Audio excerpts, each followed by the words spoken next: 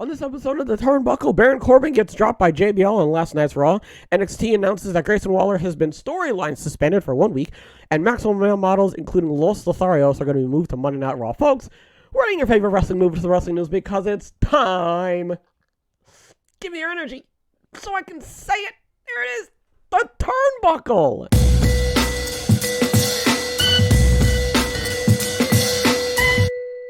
WWE Hall of Famer JBL no longer wishes to be associated with Baron Corbin. On the February 6th edition of Raw in Orlando, Florida, JBL reluctantly accompanied Corbin to the ring for his match against Dexter Lumis and did not take kindly to Corbin's eventual loss. In a subsequent backstage segment, JBL would officially dump Corbin as his on-screen client. "There ain't no we," JBL responded to Corbin for trying to brush off his loss to Lumis. "I headlined WrestleMania. I sold out arenas all over the world. I was must-watch television. You are channel-changing television. That sound you hear when you enter the ring are remote controls around the world changing the channel to watch anything but you. And I don't give a damn about you. I give a damn about the fact that my Hall of Fame legacy, my championship-laden career, has lost all credibility because of you. Modern-day wrestling god, you are a clown. You do not belong near me," JBL added emphatically. So this is obviously, there's so much to unpack here. Okay, okay, oh my lord, where do I start? We need to go all the way back. We need to go back to when Baron Corbin was walking around and he was like, "Oh my god, I don't have any money. Somebody help me, please. I've been wearing the same shirt for the last 8 weeks. Also, my hair grew out, and now it's not growing out anymore." And then JBL showed up. He was like, "Don't worry, I can help you." And then for a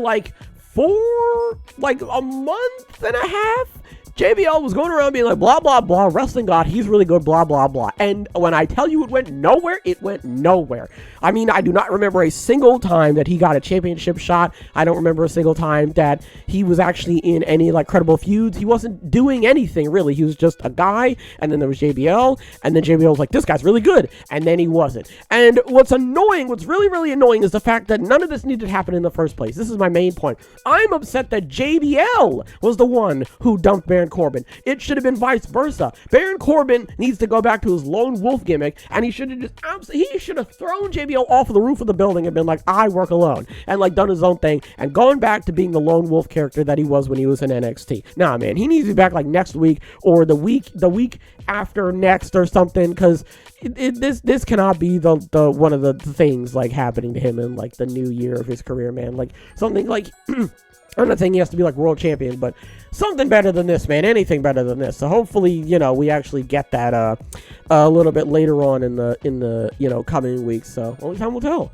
Next, we're going to talk about WWE and how they announced a storyline suspension for Grayson Waller. NXT has announced a storyline suspension for Grayson Waller. In a social media post on Monday night, NXT stated that Waller's suspension stems from an angle shot during Saturday's post-Vengeance Day media call, where Waller interrupted WWE Senior Vice President of Talent Creative and on-screen authority figure Shawn Michaels. As Michaels was speaking to the media, Waller interrupted, upset that Michaels had instituted a pinfall or submission-only stipulation in Waller's Steel Cage NXT Championship match against Braun Breaker at Vengeance Day. Waller again brought up the stipulation in a tweet on Monday. Anyone else find it interesting that Shawn Michaels introduced the stipulation mere hours before the match that gave Braun a massive advantage on Saturday? Guess it pays to be mates with HBK. I like this. I think this is really, really, really interesting, because this is one of those things, you know how in horror games where there'll be all right, here's a safe spot and you're not going to get attacked here, and then way into the end of the game, something attacks you in the safe spot and it completely flips you on your head because you're the whole game I thought I was safe. It's I like this. MJF coming in after he won the AEW championship was probably the best example of somebody coming in and kayfabe, interrupting, cutting into it. Obviously it was planned. Obviously this was planned, but I like this because this blurs the lines, you know what I mean? He came in during a media call. No one does that. No one's ever done that before, as far as I can tell. No one's ever actually stepped in the middle of a media call and said something. And I think that this is really interesting.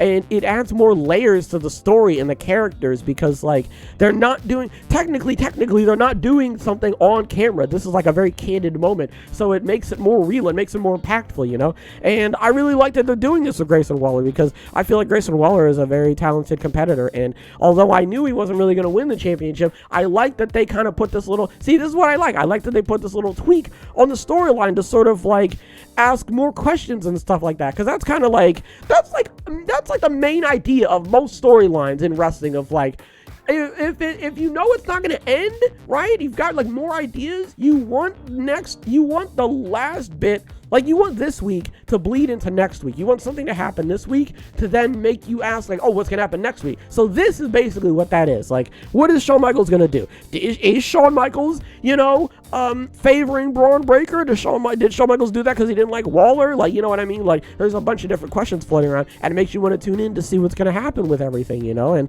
I think that this is incredibly interesting.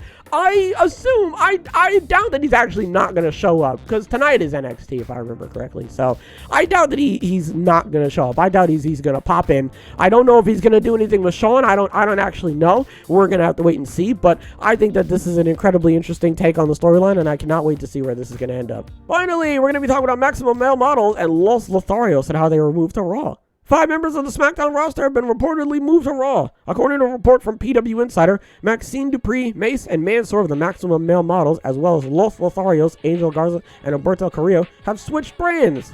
The Maximum Male Models have been assigned to SmackDown since the act debuted last summer, but were shown in a backstage segment on Raw last week. Dupree appeared to take a particular interest in Otis after Alpha Academy walked by the models in the hallway. Los Lotharios and Maximum Male Models were both eliminated in the first round of the recent Tag Team Title Contender Tournament on SmackDown. The models lost to Legado del Fantasma, and Los Lotharios lost to Hit Row.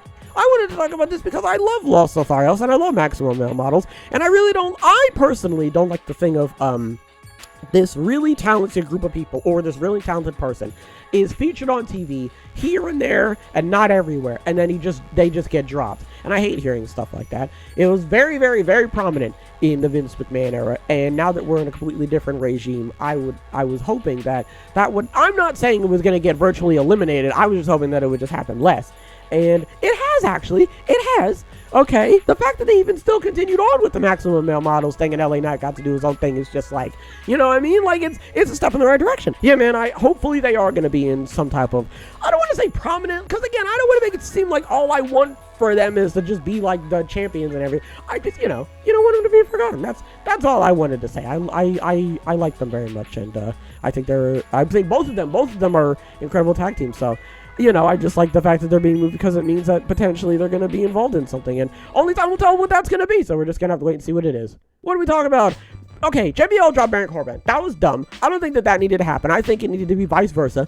I don't necessarily know what direction Baron Corbin is going to be going now, because again, when he was with JBL, it wasn't necessarily his happy Corbin gimmick. It was just Baron Corbin, and he was an asshole, and that was pretty much it. He didn't really have a gimmick, you know what I mean? He was kind of just floating around. So, if he is by himself, hopefully that means he's gonna be in his lone wolf gimmick, or this means he's gonna be in a new gimmick. I don't necessarily know. We're just gonna have to wait and see. Hopefully he does something. Because this JBL thing really did not do any favor for him whatsoever. Okay, so hopefully he's actually gonna be in something really decent.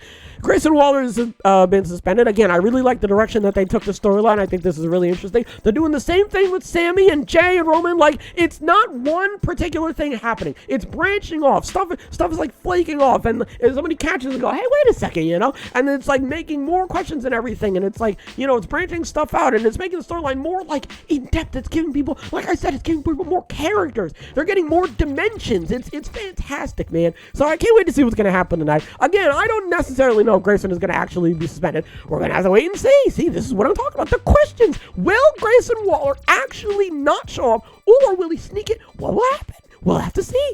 And then Maximum Male Models and Los Lotharios are being moved to Raw. This is good. I like hearing about this. I love Maximum Male Models. I think the one reason why I love them so much is because you can just tell by looking at them that they are having the time of their life. They're having the most fantastic fun I think I've ever seen a tag team have in their entire days. Okay, and I think that this gimmick, especially for them, is just absolutely fantastic, and I can't wait to see what they're going to do in the future, especially Los Lotharios. All right, I'll never get tired of the Angel Garza pants for a big gimmick ever. Yeah, like every time I think to myself, like every time I'm watching him, I don't even think of the pants gimmick, and then he does it, and I'm like, oh yeah, that's right, he does that, and it's always absolutely fantastic. It's also creative as well. I really like that. I like it. It's not just the same thing. It's like different stuff happening. So yeah, man, we're just gonna have to wait and see what those guys do. So only time will tell. That's going to do it for this episode, folks. Hopefully everybody enjoyed themselves and have a wonderful tonight and a wonderful tomorrow. And as always, big hugs. Big hugs all around.